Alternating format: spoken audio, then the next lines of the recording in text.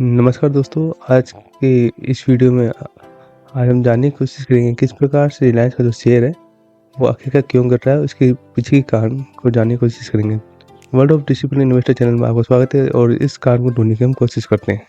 अभी आपको पता है कि अभी हाल ही में अमेरिका के अंदर डोनाल्ड ट्रंप की ये हुई है और आप अच्छी तरह वाकिफ़ है कि डोनाल्ड ट्रंप और मोदी जी की दोस्ती के बारे में। डोनाल्ड ट्रंप को फंडिंग करने वाले सबसे ज़्यादा आप एलन मस्क थे और इंडिया के अंदर जो फंडिंग करते हैं वो आपके मुकेश अंबानी सर हैं। तो दोनों के जो बिजनेसमैन हैं वो आप देखते हो इस प्रकार से इंडिया के अंदर अमेरिका के अंदर है। अब दोनों का जो बिजनेस है फिलहाल यहाँ पे टकराव की स्थिति में है। यदि आप यहाँ के इनके नेटवर्थ देखी जाएगी तो इन दोनों की यदि आप तुलना करेंगे अंबानी की और एलन मस्क की, निश्चित रूप से पड़ रहा आपको एलन मस्क का ही भारी पड़ता हुआ नजर आएगा। तो फिलहाल अभी जो इन्वेस्टर्स ये सोच रहे हैं कि आने वाले समय में क्या हो सकता है, क्योंकि दोनों का यहाँ पे टेलीकॉम सेक्टर में इनका यहाँ पे कारोबार है और यहाँ पे एलन मस्क ही अपनी मंशा को जता चुके हैं कि वो इंडिया आना चाहते हैं। और इंडिया के अंदर आपके मुकेश अंबानी सर पहले ही आपके जियो का जो सर्विस है उसको प्रोवाइड करते हैं और ये नंबर 1 आपकी बने हुए पोजीशन है और इस पोजीशन को तोड़ने के लिए एलन मस्क आना चाहते हैं और ये इनकी मंशा भी है। तो ये टकराव एक मेन कारण है इनका आने का। अब यहाँ पे हम देखते हैं कि तो कौन सी चीज़ है। आपने को पता है कि एलन मस्क इस प्रकार से एक सर्विस प्रोवाइड करते हैं कि ना तो इनको टावर्स की आवश्यकता है, ना ही किसी प्रकार की इनको वायर्स की आवश्यकता है और ये वर्ल्ड में कहीं भी किसी भी कंडीशन के अंदर अपने और बहुत ही आसानी से आपके सिग्नल्स को प्रोवाइड करते हैं। ये इस प्रकार की इनकी स्टारलिंक की एक योजना है और ये अगर ये इंडिया में आ गई तो निश्चित रूप से इनका जो टावर्स का जो आपका अपना जो चल रहा है 5G है या 4G है उन सबको ज़रा से ये कर देंगे और यहाँ पे एक क्षेत्र राज्य हो जाएगा आपके एलन मस्क का। तो अंबानी को सीधी सीधी यहाँ पर आपको टक्कर मिल रही है और निश्चित रूप से अगर एलन मस्क अगर इंडिया के अंदर आते हैं तो अंबानी जी का जो जियो का जो काम है वो निश्चित रूप से जिस प्रकार से जब अंबानी सर इसमें आए थे तो एयरटेल की जैसे इन्होंने धज्जियाँ उड़ाई थी उसी प्रकार से यहाँ पे अब जियो की भी धज्जियाँ उड़ सकती है यदि एलन मस्क इंडिया के अंदर आते हैं। अब यहाँ पर ये जो मेन रीज़न है कि हम पता लग रहा है कि इस तरह से ये गिर सकता है और ये लगातार आपको जो शेयर है लगातार गिर रहा है। इसके जो आपके जो हम यदि इसको देखें, अभी इसकी जो न्यूज़ आई है उसको देख लेते हैं।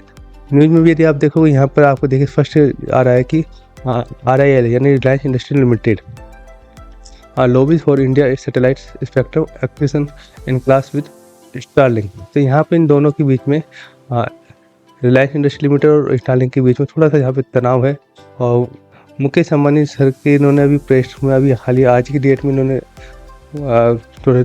आपके यहाँ पे बोला है। ये सब इंग्लिश में लिखा हुआ है कि आप इसको हिंदी में कन्वर्ट करेंगे तो जैसे मैं बोल रहा हूँ वही चीज़ें इसमें आपको फाइंड आउट होगी। तो उन्होंने क्या बोला है, किसी ने एलोकेट किया है कि not to auction satellite spectrum. ये आपको सब यहाँ पे मिल रहा है कि उन्होंने कहा है कि आप किसी प्रकार की किसी नीलामी नहीं रखें, आपको जो सिंपल फंडा रखे, किसी प्रकार की नीलामी नहीं रखे। अगर नीलामी होगी तो निश्चित रूप से ये जो आपके जो नीलामी की जो प्रोसेस है वो दोनों बिजनेसमैन में टकराव की वजह बनेगी और इसमें निश्चित रूप से जो आपको एलन मस्क से बाजी मारते हुए नजर आपको आएंगे। तो इस वजह से इस टकराव से बचने के लिए मुकेश अंबानी ने आपको प्रेस रिलीज की है कि किसी प्रकार की नीलामी की जो भी आपकी स्पेक्ट्रम की जो है नहीं किया जाए।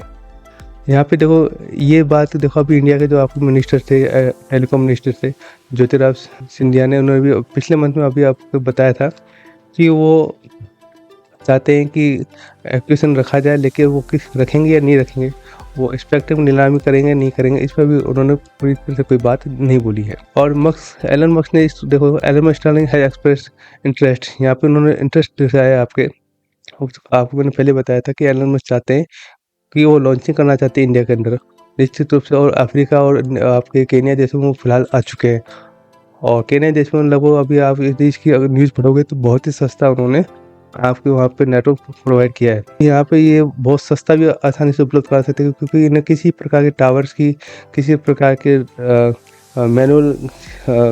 मैन पावर की आवश्यकता नहीं हो रही है।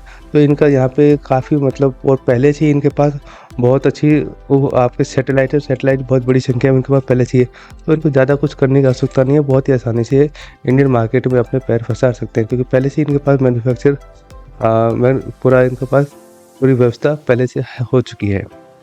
आगे इसमें हम चलते हैं और हमको कोई चीज़ नहीं मिलती है उसको देखते हैं हम। यहाँ पे देखिए इसको देखिए, यहाँ पर रवि गांधी जो कि रिलायंस पॉलिसी एग्जीक्यूटिव है, उन्होंने थोड़ा टेलीकॉम रेगुलेटर टाइप को बोला है कि क्या क्या देखो, फ्राइडे हाउस रिव्यू तो decision nothing to open house discussion hosted by TRAI that the move the allocated spectrum administratively it the most discriminatory method assigning any kind of government resource. Starling India executive Pranil Udvarshan, on the other hand, said India's allocated plan was forward looking. यानी यहाँ पर देखिए, Starlink के जो executive है पन्नील और रिलायंस के जो एग्जीक्यूटिव है रवि गांधी, वो यही दबाव बना रहे हैं कि किसी प्रकार से आप सैटेलाइट की इस प्रकार की जो पॉलिसी है और या उसमें जो नीलामी है, उस नीलामी को आप इस प्रकार से एक नहीं की जाए, सार्वजनिक नहीं की जाए। आप अपने स्तर पे वो जो स्पेक्ट्रम है वो आप अपने डोमेस्टिक लेवल पे इंडिया में ही किसी कंपनी को आप प्रोवाइड करा दें, किसी प्रकार नीलामी नहीं की जाए। जबकि स्टारलिंक चाहता है कि अगर इस तरह से करी जाए, और स्टारलिंक इसके लिए वो कह रहा है कि ये अच्छी बात है, जब रवि गांधी कह रहे हैं कि ये अगर आपने किया तो ये इसका एक गलत परिणाम या गलत यहाँ पे इम्पैक्ट पड़ेगा। तो इस तरह से यहाँ पे दो बिलियनर्स की यहाँ पे टकराव हो रहा है। इस वजह से ये थोड़ा-सा जो मार्केट है रिलायंस इंडस्ट्री का, अभी कुछ दिनों से इसका जो शेयर प्राइस है काफ़ी नीचे गिरावट में नज़र आ रहा है। यदि हम इसके टेक्निकल चार्ट को यदि आप देखें, तो टेक्निकल जो मंथली चार्ट पे हमने इसको लेके गया हूँ। यदि आप देखें तो लगभग इसका जो पिछला सपोर्ट है लगभग 1050 के आस-पास खुल रहा है। और अभी इसका जो प्राइस है 1283 रुपये चल रहा है। तो नीचे ये जो सपोर्ट है ये देखिए बिल्कुल ये सपोर्ट पा चुका है। लगभग 1280 ये मंथली चार्ट टाइम पे इसको सपोर्ट पा चुका है। यदि इसने इसको नहीं तोड़ा तो नीचे तो फिर जो नेक्स्ट सपोर्ट है वो 1000 रुपये के आसपास आएगा। तो ये काफ़ी बड़ी अच्छी तगड़ी गिरावट होगी। तो अगर ये गिरावट आ भी सकती है यदि इस प्रकार से ट्राई और कोई एक्शन नहीं लेता, सेबी अगर कोई इस प्रकार का एक्शन नहीं लेता है, तो निश्चित रूप से ये आपको यहाँ पे एक अच्छी खासी गिरावट मिल सकती है। लेकिन मोदी है तो सोचेंगे कि, और ट्रम्प है वो अपने बिजनेसमैन साथियों की सपोर्ट लेना चाहेंगे, तो कुछ ना कुछ इसका मीडियम कोई ना कोई हल ज़रूर निकाला जाएगा, क्योंकि कोई भी नहीं चाहता कि अपने इंडिया का या अमेरिका का कोई भी अपने देश का बिजनेस को खराब करे। अगर वीडियो अच्छा लगा तो लाइक शेयर सब्सक्राइब करें। थैंक यू, धन्यवाद।